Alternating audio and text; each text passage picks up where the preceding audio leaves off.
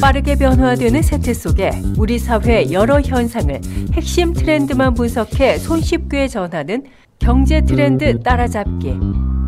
남북을 둘러싼 국제적 정세와 한반도 평화를 위한 행복한 동행. 더 신비롭고 흥미로운 기상천외한 세상의 모든 날씨 이야기까지. 함께하는 세상, 오늘은 좀 더 다른 시선으로 세상을 바라봅니다. 네, 경제 트렌드 따라잡기 시간입니다. 시국인지라 12.3 비상계엄에 대한 이야기 계속 이어가 보죠. 자, 최유한 시사평론가와 함께 이야기 더 나눠보겠습니다. 최유한 시사평론가 연결돼 있습니다. 평론가님 안녕하십니까? 예, 반갑습니다. 최유한입니다. 자, 충격적인 45년 만에 비상계엄. 먼저 그 시간 순서대로 한번 다시 되짚어 볼까요?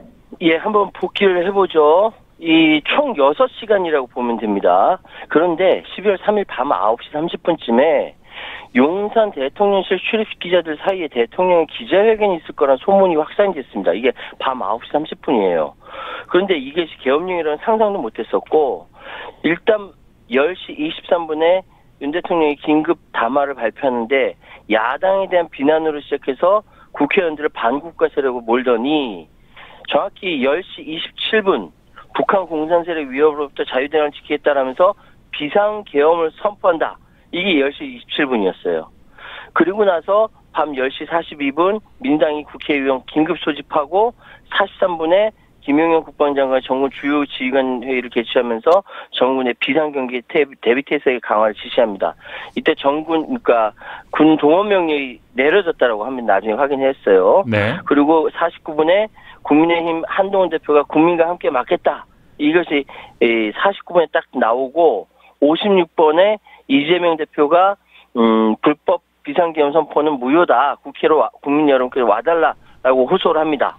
그리고 1분 뒤에 57분에 이재명 대표 우원식 국회의장 담장 넘어가고요. 국회 경비대와 국회 출입 통제하는 서울경찰청 국회 경비대와 국회의원 보좌관들이 이때 충돌이 납니다.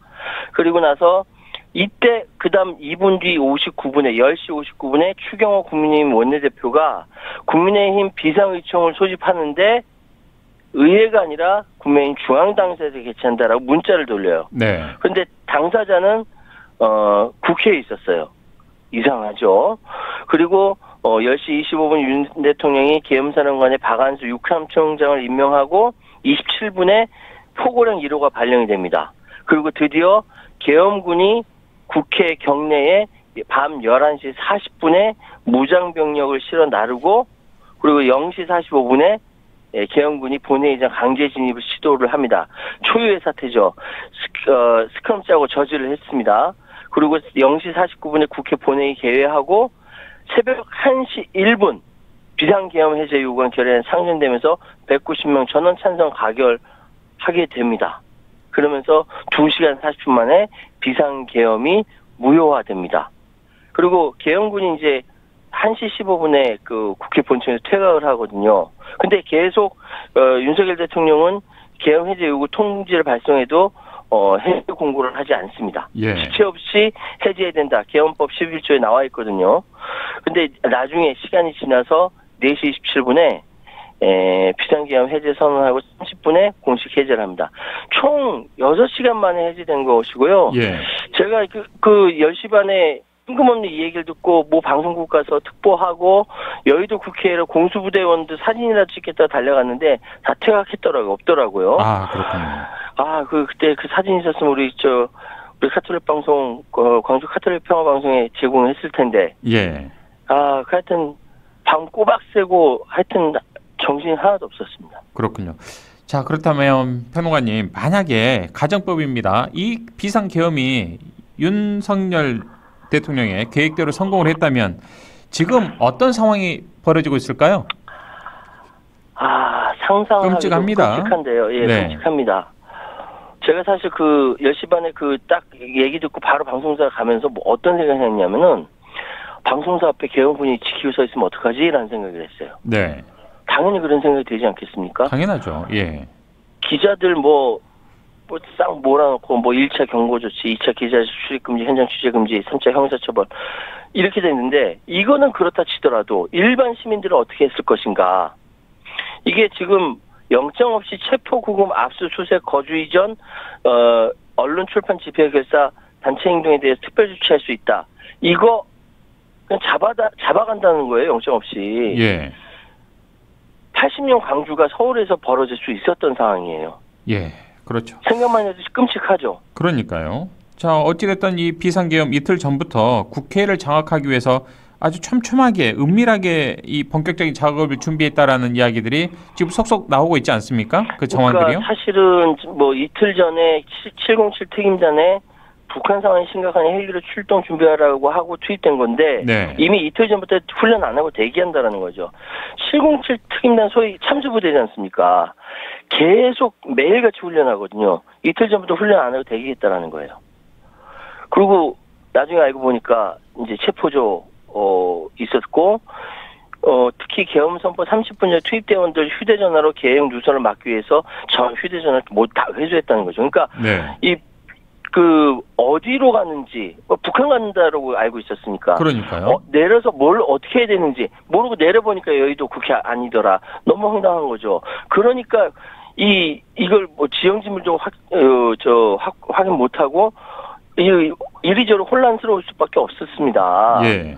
그런데 비상계엄 선포 30분 내에 계엄사령부에 설치되고 계엄 위로 프로그램이 바로 발표됐는데 그러니까 계획은 치밀했는데 실행은 허술했던 것이죠. 예.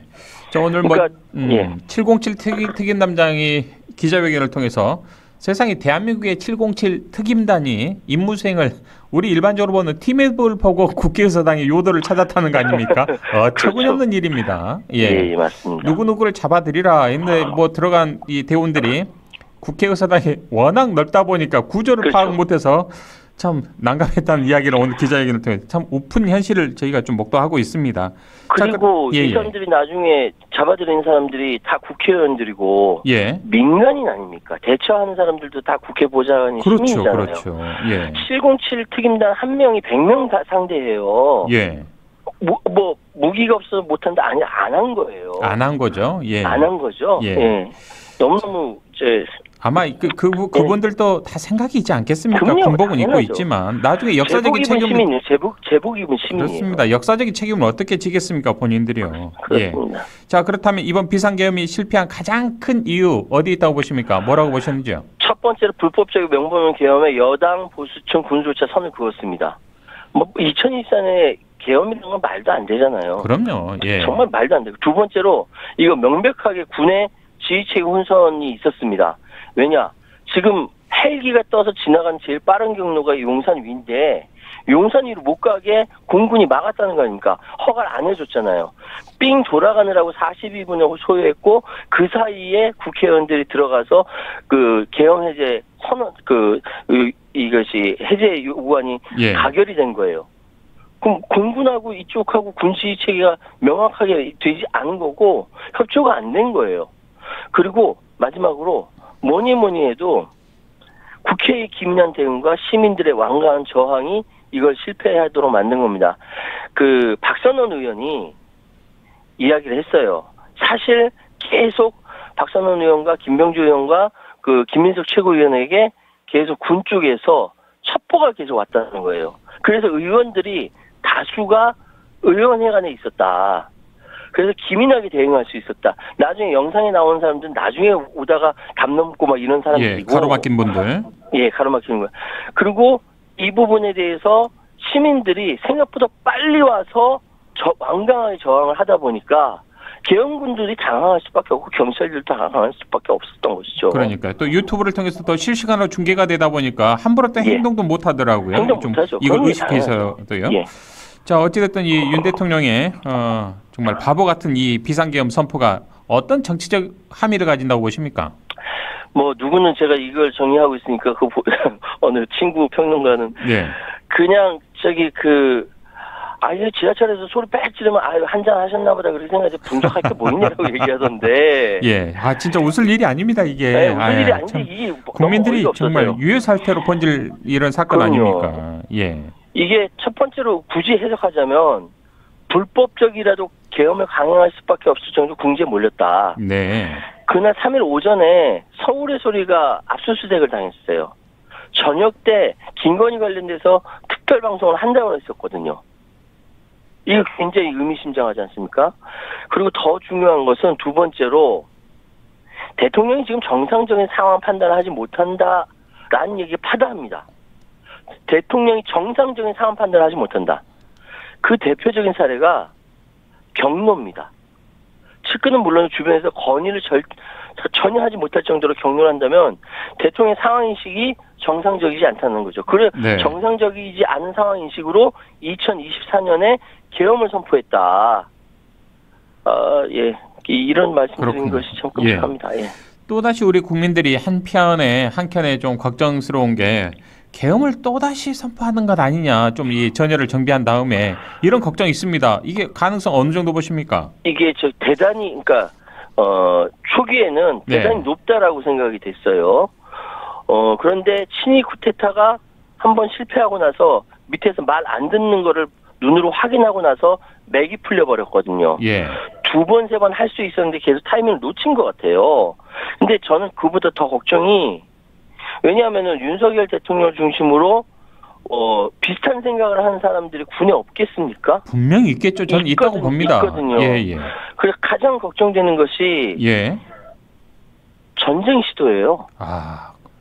예. 이게 지금 저도 휴전선에서 근무해봤습니다만 예. 겉으로 보기엔 굉장히 평화롭지만 여기 긴장할 수밖에 없는 지역이거든요. 그렇죠.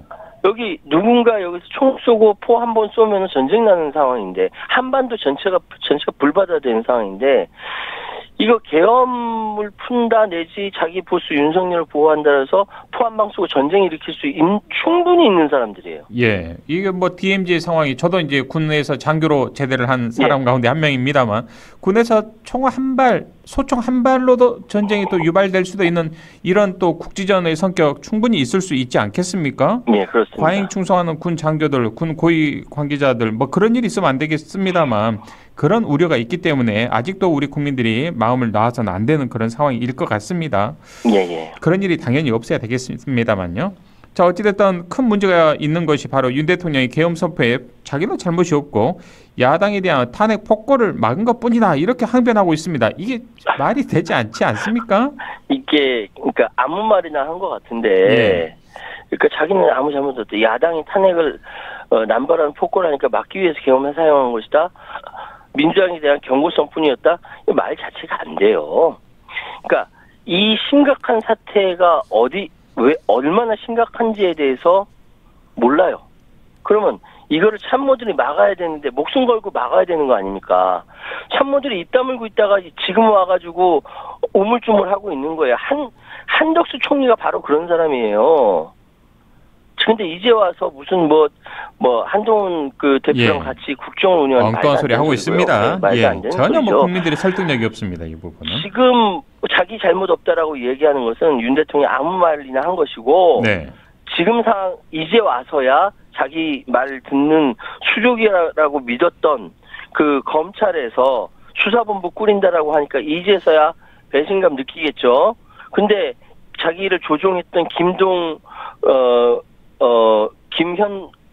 국방부 장관은 김용현 검찰의 품에 그 동부구치소에 안락하게 안겨 있어요. 이거 웃기는 이야기입니다. 자기 발로 걸어갔지 않습니까? 자진 출석 형식으로. 걸어갔죠. 가장 안전한 데가 검찰이니까 경찰한테 잡히거나 공수처에 잡히면 더 문제가 크니까 자기 발로 검찰한테 걸어간 겁니다. 자, 정치권의 문제로 끝나는 게 아니라 바로 이제 경제에 정말 커다란 충격을 줄 수 있고 실제로 주고 있는 이런 상황인데 우리 증시 대형 악재를 지금 만난 거 아니겠습니까? 연말에요? 그렇죠. 사실 그 트럼프가 당선되고 나서 불확실성 커졌다라고 다들 긴장하고 주가니 뭐니 다 환율이니 걱정하고 있었던 상황에 폭탄이 떨어진 겁니다. 지금 1,450원대까지 간다라고 얘기해요. 오늘 31원인가까지가 최고였던 걸로 아는데 그 코스피는 2,400에 무너졌고요. 그러니까 그런데 이제 일단은 전문가들은 그 해외 외신도 비상계엄 사태가 국내 증시에 끼친 영향이 단기적일 것이라고 예상하면서도 향후 수습을 어떻게 할 것이냐에 따라서 이 환율이나 외국인 대거 이탈이 가속한다. 네. 지금 금융주에서 외국인들이 7천억 원 이상 빠져나갔어요. 이거 경제 빨리 이 상황 수습하지 않으면은 예. 한국 경제 큰일 납니다.